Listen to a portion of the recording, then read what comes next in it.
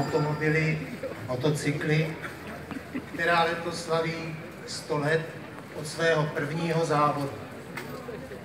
V květnu roku 1924 se právě na této trati konal první mezinárodní závod do vrchu, který uspořádal Československý automobilový klub pro Moravu a Slezsko.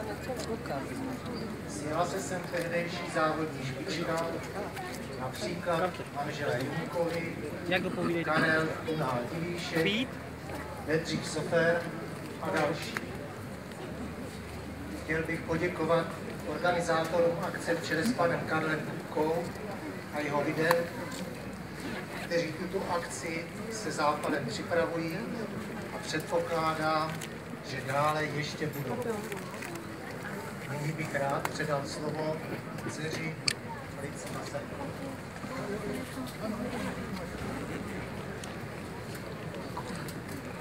Vážení spoluobčané, je mi také rovněž ctí být tu s vámi na tomto místě. Nacházíme se spolu v krásném areálu, kde Centrum Kociánka letos oslavilo 105 let od svého založení.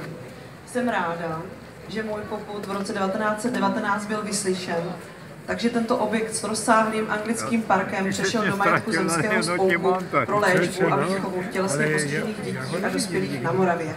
A nezůstalo jen od tohoto. Tento spolek postupem času pečoval také o lidi s mentálním či kombinovaným postižením.